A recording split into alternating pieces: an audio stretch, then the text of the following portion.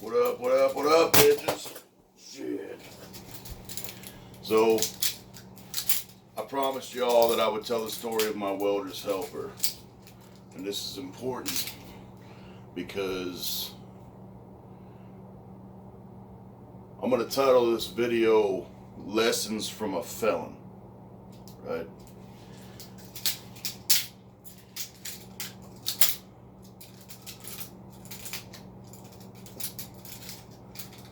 I never really had people to seek advice from growing up. So I listen to stories and I listen to other people. And this was one thing that I definitely wanted to get out there and share. So, while I was working for a company called Tampa Tank down in Florida, I became a Tier 3 welder.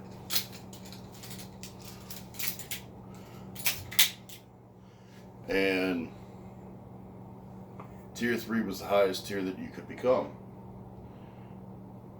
So, as a Tier 3 welder, as a Tier 1 welder, you're a MIG welder, you're a bitch, you're carrying around a 200-pound suitcase. It's a MIG welding suitcase. It's got the wire in it and all the electronics and shit and the fucking lead and all that. And you just go MIG weld whatever bullshit's going on. As a Tier 2 welder, you are also a fabricator. You've learned how to read blueprints. You can stick, TIG, and MIG. And you're in charge of telling other people where to, you've got to mark out where people are supposed to mag drill for splicing fucking I-beams together, just whatever. And then Tier 3 is a 6G pipe welder. Which is the highest certification that you can receive. So, a customer came along and the person who was supposed to install the bridge was overpriced and they sucked at their jobs. So they presented to Tampa Tank, hey, why don't you have some of your welders come down and be installers, da-da-da-da-da. Well, I was a Tier 2 welder at the time, and I said, well, I want to do that. I want to travel all over America and fucking put bridges together and shit, and get a per diem, and fucking, dude, you'd be stupid not to do that, right? So, they sent me to school. I became a 6G pipe welder. Not only did I become a 6G pipe welder, but I became an ASME registered nuclear certified 6G pipe welder and TIG stick combo, which is you do your root pass on a 6G pipe on TIG, and then you do your fillers and your caps on stick. There wasn't a whole lot of people like me out there. So anyway, I became a Tier 3 welder. And Otis, my supervisor, the guy who's had so many DUIs that he's not legally allowed to drive, but he drives a Harley Davidson every day to work. Whatever, rain or fucking shine, man, doesn't matter. So, Otis comes up to me and he says, hey man, we got a welder's helper for you today. And I was like, oh, okay, cool. And he's like, yeah, you two are really gonna get along. And I'm thinking to myself, I'm like, dude, don't put me with a faggot. Don't, god damn it. You know what, I'm automatically starting to find faults with this because Otis was the kind of guy to fuck with you. So anyway, fucking,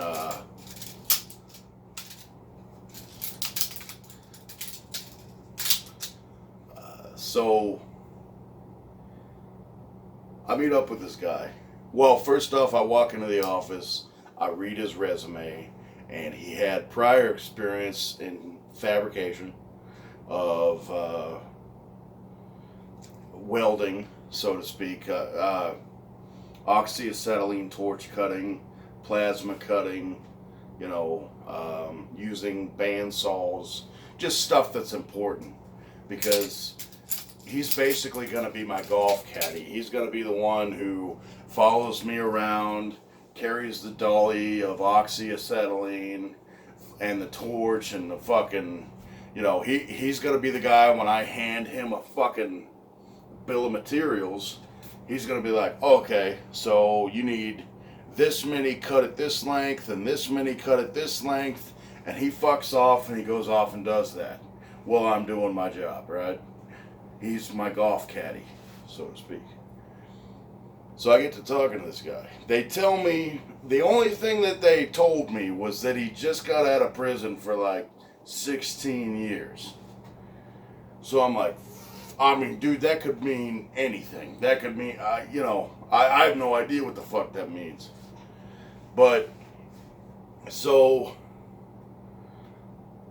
it was about the third day of talking to him, because I didn't want to ask, because I didn't want him to think that I was judging him, because we've all made mistakes, a lot of really fucked up mistakes, and some of us just got lucky. I totally identify with felons. But anyway, so fucking, so we get to talking on the third day. And I'm like, hey man, so what'd you get out of prison for, right? And he's like, murder. And I'm like, what? Like, Jesus fucking Christ, I'm 500 yards away from anybody working at the ass end of an I-beam, alone with a guy who's saying, what? And so anyway,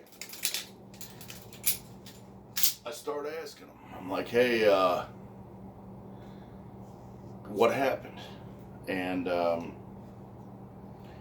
essentially what happened to him was he took his girlfriend out to a club,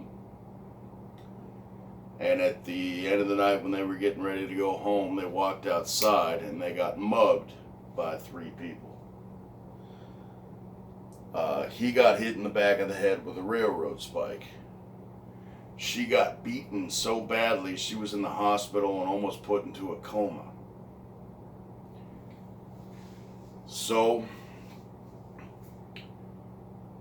a couple days pass and he's driving down the road and he sees one of the guys that mugged him. He recognizes him. And he sees one of those dudes walking out of Dollar General.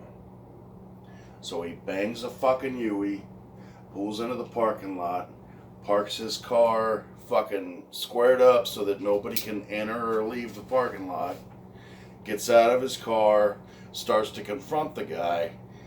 He turns his back and starts running.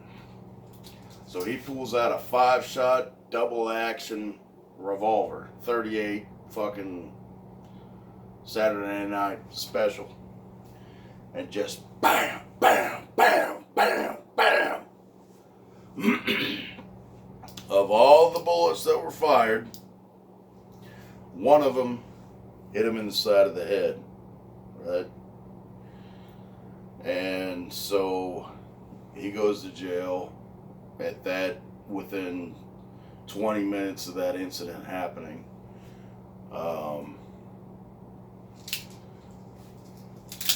And while he's waiting to see what happens,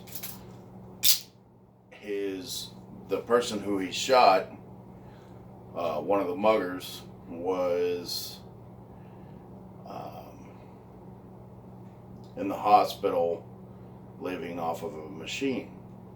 And the parents came in, and the doctor told them that his brain had been mashed around so much that it's basically turned into mush.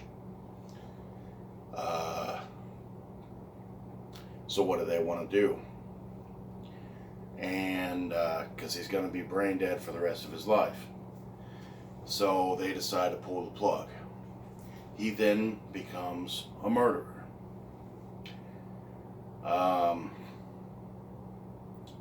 The most important thing that I think I've ever learned from anybody, and if I'm the first person to tell you this, you know, all through your life you might have heard your parents say, you know, patience is a virtue.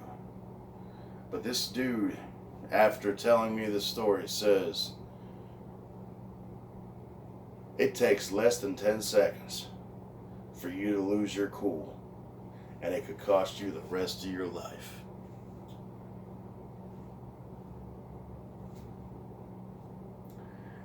That hit me like a ton of bricks, and it's stuck with me ever since. And honestly, after everything that I've been through in my life, that's probably the most important thing that's helped keep me sane. Patience. Because prior to him saying that to me, I was the dude who was fucking throwing a blue slushie through my driver's side window, smacking a dude in the fucking face in a Mercedes. You know, I was the fucking dude picking a fight all the time. But after hearing that, it's always stuck with me. So anyway, I thought I'd share that with you guys, and it's been a while since I posted, so peace.